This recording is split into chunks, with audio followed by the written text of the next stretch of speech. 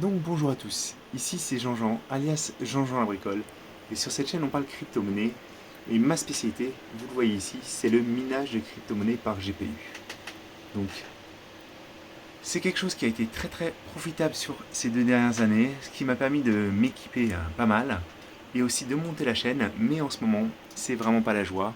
Alors moi, je le dis un petit peu dans chacune de mes vidéos, mais là en ce moment ce que je fais, c'est vraiment 100% speculative mining.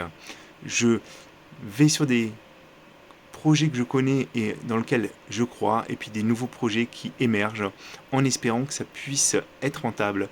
Parce que sur les projets classiques, en ce moment, la rentabilité est nulle. Il vaut mieux acheter les coins que, bien sûr, les miner. Voilà. Donc, en même temps que je me suis intéressé à ces nouveaux projets, j'ai aussi commencé à monter de petites machines pour participer au réseau d'une autre façon, donc avec le système de Proof of Stake. Donc c'est ce que j'ai fait sur le projet Flux et j'ai monté deux petits nodes, donc des nodes Cumulus. Donc vous les voyez ici, le premier que j'ai monté et le second. Alors, petite anecdote, je voulais vous raconter une histoire qui m'est arrivée avec le second node. Je me suis retrouvé en fait avec mon node qui est passé hors ligne. Tout simplement parce qu'en faisant un peu de cable management, vous voyez, donc les câbles réseau RJ45, j'en ai qui n'avaient pas d'attache et j'en ai un qui a dû bouger légèrement. Donc il restait emboîté, mais pas totalement parce qu'il n'avait pas ce petit pins de sécurité. Et du coup, j'ai mon node qui est passé hors ligne et il est passé hors ligne trop longtemps. Donc je vais revenir un petit peu sur ce qui s'est passé et pourquoi il faut faire aussi attention parce que c'est un élément de choix aussi sur le type de node que vous allez faire, hein, la période des rewards. Donc on va tout de suite passer au sujet. Alors je voulais aussi vous dire, donc il y a un Discord pour le projet Flux, une partie francophone. Moi j'ai posé des questions, ils ont été super réactifs.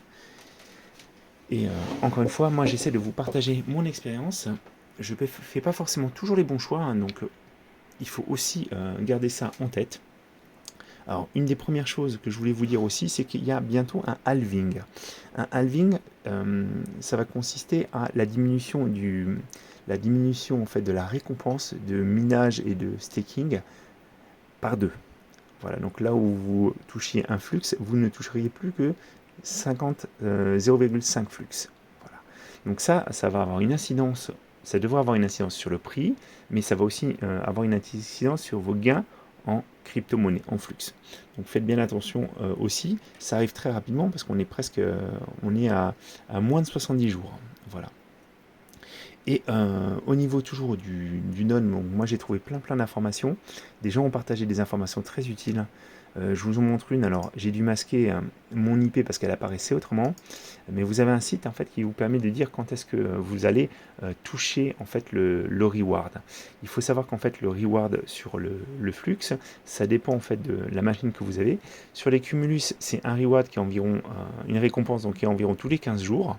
Donc avant ces 15 jours, vous n'avez rien touché. Voilà. Pour un imbus, c'est tous les 3 jours 5 heures.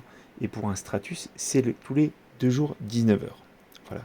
Donc ça aussi, le fonctionnement du type de reward, c'est important de le comprendre. Donc là, moi, je suis un petit peu dégoûté parce que ma machine, elle tournait déjà depuis quelques jours et ça m'a fait retomber en bas de la liste. Donc si vous vous retrouvez hors ligne pour une durée supérieure au temps de maintenance, au temps que vous avez pour faire la maintenance de votre node, à ce moment-là, vous repassez tout au bout de la queue. Voilà, donc à 15 jours, alors que là, maintenant, sur celui-là, je suis à 8 jours et 11 heures. Alors ça, c'est important, je voulais vous en parler. Bien sûr, le reward, il dépend en fait du nombre de cumulus sur le réseau. Moins il y en a, plus le reward est fréquent, et plus il y en a, plus le reward est espacé. Voilà. C'est aussi, je voulais vous en parler aussi parce que vous pourriez vous dire, mais Jean-Jean, pourquoi à ce moment-là tu continues à miner? Pourquoi tu ne t'intéresses pas aussi plus au proof of stake, tu ne montes pas des machines et des nodes, etc. Mais je voulais juste attirer un petit peu votre attention parce que c'est vraiment une problématique, ça aussi. Euh, c'est en fait c'est sur le système même. Alors attendez, je vous ai fait un petit Excel tout bête. parce qu'en fait, moi je trouve que Proof of Stake, s'il est mal nommé, ça devrait être plutôt Proof of Wealth. C'est une preuve de richesse. Parce que là, je vous ai montré un petit exemple. Donc je me suis monté 2 cumulus. Donc pour ces cumulus, j'ai dû avoir 1000 flux chacun. 1000 flux chacun, donc là j'ai mis les prix actuels, alors, ils sont pas totalement, peut-être pas totalement justes. Je l'ai fait vite fait, mais pour vous donner un petit peu un ordre d'idée, c'est un donc c'est Cumulus en collatéral, donc ça m'a demandé de bloquer 500 euros. Plus environ 200 euros de matériel, hein, donc j'ai fait une approximation, ça fait 700 euros par Cumulus de montée. On a la même logique après avec le Nimbus. Donc Nimbus, il faut beaucoup plus de matériel, il faut une machine beaucoup plus performante, et il faut surtout 12 500 flux, il me semble. Alors attendez, ça il faut que je vérifie. Est-ce que j'ai pas fait de bêtises? 12 500, ouais, c'est ça. 12 500 flux, ça représente quand même 6 250 euros de collatéral. Donc c'est de l'argent que vous devez immobiliser ou des coins que vous devez posséder. Donc ça fait que le système en tout, il nécessite 6 850 euros. Vous voyez, c'est pas du tout la même échelle. Sur le mining, on pouvait miner avec une carte graphique, 2 cartes graphiques, se faire un petit rig. Mais on n'était pas sur des prix comme ça. On était vraiment sur des prix qui permettaient à une majorité de personnes d'y aller.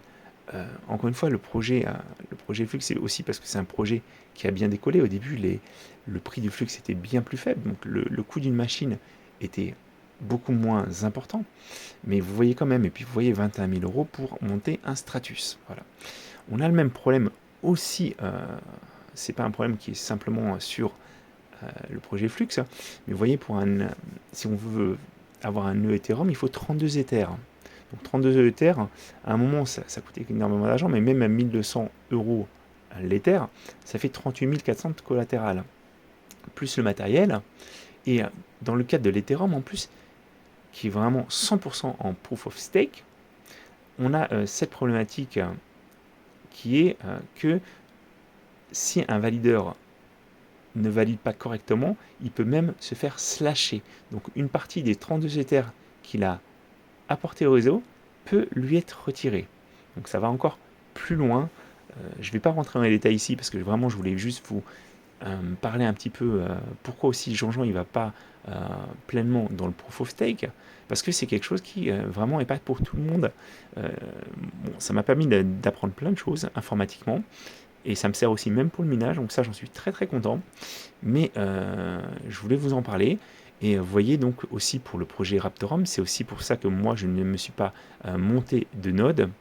Alors je suis désolé pour le Raptorum du coup, il y a trop de décimales, il y a trop de chiffres avant le 0, donc ça apparaît à 0, 0, mais je vous assure que si on met 7 ou 8 décimales, le Raptorum a une valeur.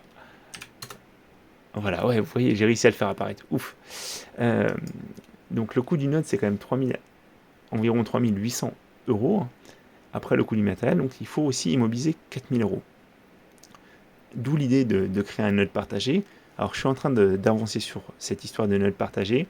Je ne veux pas du tout me brusquer, parce qu'encore une fois, là c'est vraiment une partie de mes fonds, mais pas que. Et du coup, j'ai pas le droit à l'erreur, vraiment. Alors, le Raptorum, la durée, les nodes passent à peu près une fois par jour. Donc, le reward est plus régulier. C'est pas comme le Cumulus. Le Cumulus, c'est vraiment un peu, j'ai l'impression, un cas extrême. Un reward tous les 15 jours. Mais ça nécessite aussi d'avoir une très bonne connexion électrique, parce qu'une coupure dans un mauvais moment, et vous pouvez repasser toujours en bas de la file. Voilà.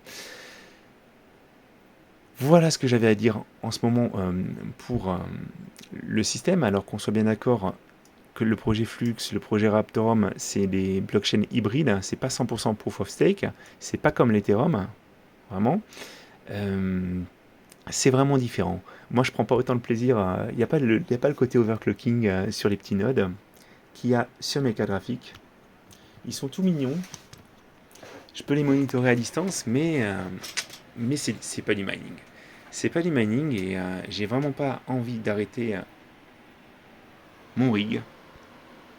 Alors est-ce que le choix que je suis en train de faire est payant? Je sais pas. On le verra dans quelques semaines, dans quelques mois. En tout cas, ce dernier coin que j'ai commencé à miner, ça m'a appris des nouveautés. Des nouveautés sur l'usage de la console, sur le téléchargement de version bêta de Miner, sur le paramétrage. J'ai pu à nouveau rebidouiller tout ce qui était overclocking et j'ai hâte de pouvoir vous partager tout ça dans quelques jours sûrement.